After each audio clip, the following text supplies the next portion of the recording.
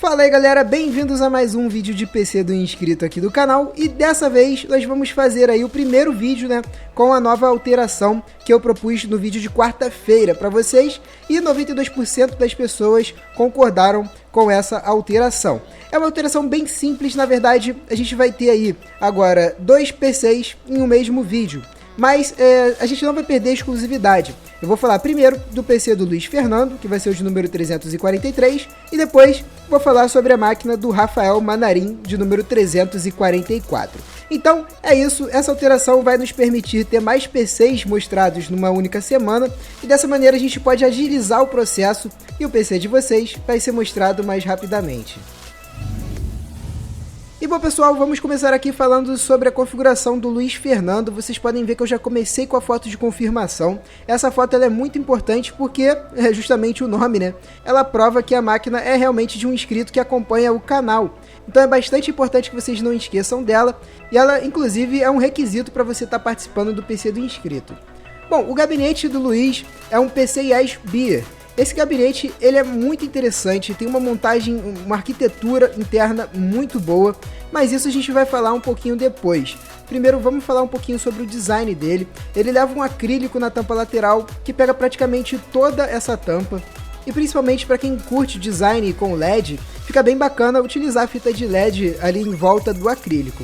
Bom, sobre a ventilação dele, a capacidade de incluir fãs, você pode colocar dois fãs de 120mm na parte frontal, creio que já vem pré-instalado, juntamente também com o fã traseiro de 120mm. De restante é opcional e você pode estar incluindo mais dois fãs na parte do topo ou, se caso você tiver um water cooler, esse gabinete aqui ele suporta tranquilamente um de 120mm ou até mesmo um de 240mm. O painel frontal dele é bem bacana porque vem com 4 USBs, dois deles USBs 3.0, entrada para microfone e fone de ouvido e também dois controladores de fãs.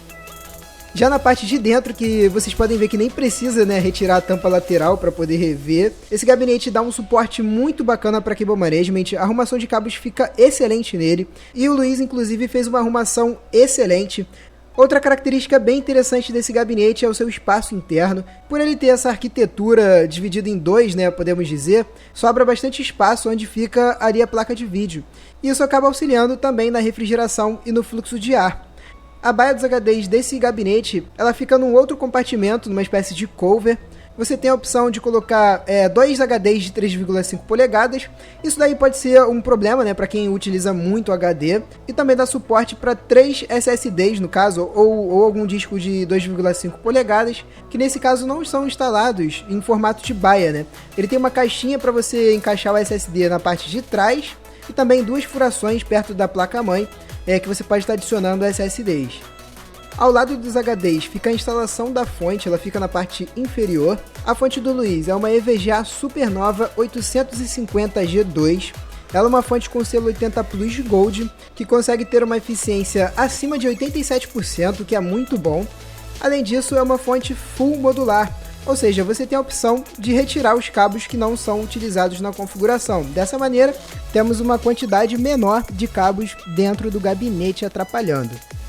A placa-mãe da configuração é uma MSI Z97 Gaming 5, placa-mãe completona, dá para fazer Crossfire X e também SLI de NVIDIA. No caso, se você quiser colocar duas placas de vídeo, essa placa-mãe já tem suporte.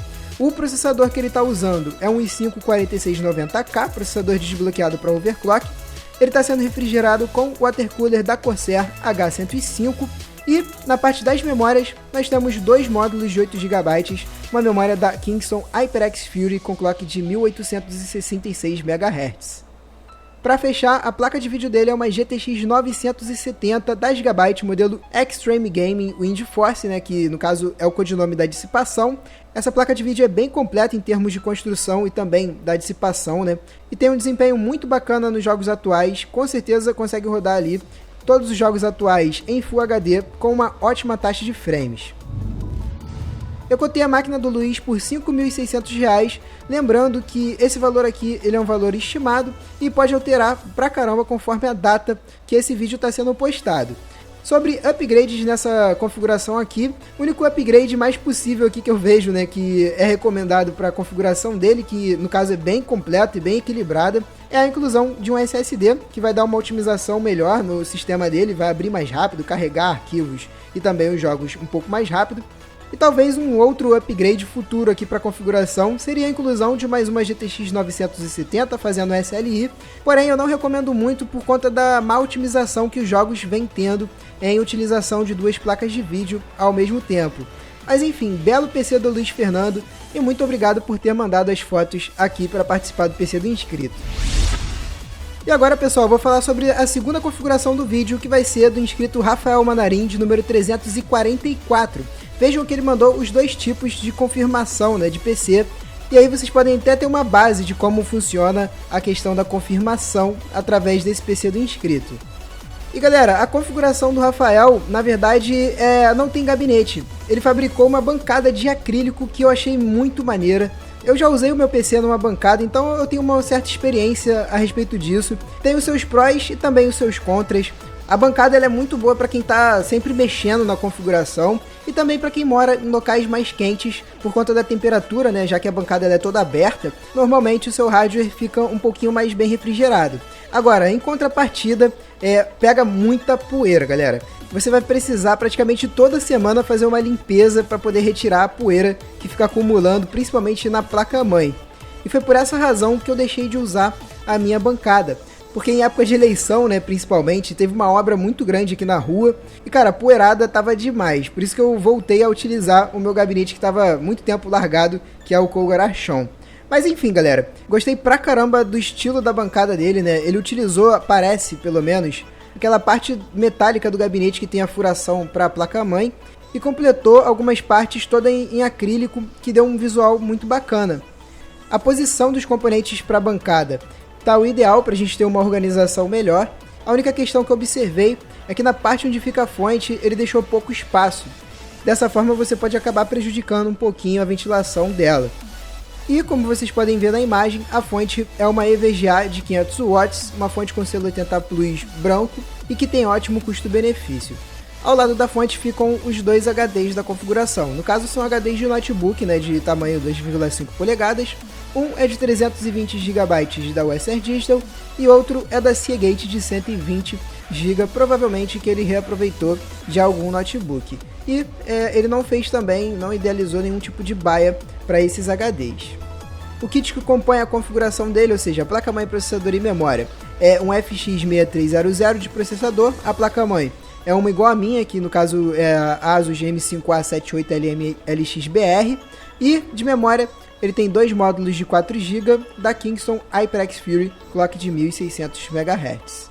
Para fechar, a placa de vídeo é uma GTX 960, modelo da PNY, que tem essa dissipação em formato Blower, que é justamente essa dissipação um pouquinho mais fechada. Vocês podem ver que tem um exaustor bem na ponta, né? E basicamente o fluxo de ar da dissipação dessa placa de vídeo funciona da seguinte forma: o fã puxa o ar do ambiente e expulsa ali onde ficam as conexões, né, DVI e DisplayPort da placa de vídeo. Por isso que, se vocês repararem, ela vem bem aberta ali naquela parte onde ficam as conexões. A configuração do Rafael eu cotei por R$ 2.800. Na verdade, ele mesmo já fez uma espécie de cotação, né? Foi colocando mais ou menos o valor dos componentes. Eu achei bem interessante essa bancada que ele produziu. Então, Rafael, se você quiser expor aí a maneira como você criou, falar um pouquinho mais, use os comentários que eu tenho certeza que vai ser bem interessante. Agora, como upgrade futuro, a gente tem uma... Agora, como upgrade futuro, eu sugeri a troca do kit para uma plataforma Intel, porque a gente sabe que o FX 6300 já está tendo muito problema com jogos atuais, e acredito que com o i5 ele aproveite melhor a configuração dele. E um próximo upgrade seria a adição de um SSD. Na minha opinião, hoje em dia, SSD é quase que necessidade, porque a diferença é gritante de um HD convencional para um SSD. Só um detalhe é que se ele for adicionar o SSD na configuração atual dele, ou seja, com a placa-mãe antiga, ele vai perder bastante de desempenho do SSD, porque a placa-mãe só tem SATA 2, né? No caso, SATA com limite de 3 GB por segundo. E galera, é isso, encerro por aqui mais um vídeo do canal. Se você gostou do vídeo, deixa o like, também deixa nos comentários o que vocês acharam sobre essas alterações que eu fiz. Vocês perceberam que eu tentei ser um pouquinho mais breve em cada imagem, mas também não deixei de lado a exclusividade de cada PC. Com certeza essa alteração vai melhorar a questão da demora da lista. Por falar nela, ela vai estar no final de todos os vídeos de PC do inscrito. Então, se você encontrar o seu nome, comenta aqui embaixo o número que você achou para eu poder incluir na lista principal. Isso funciona mais para eu saber quem está participando do canal, porque tem muita gente que envia as fotos e infelizmente acaba se desinteressando sobre o assunto do canal. Enfim, acaba saindo. Então eu acho mais coerente dar preferência para quem está sempre participando dos comentários. Beleza? Um abração a todos, tamo junto, valeu e fui!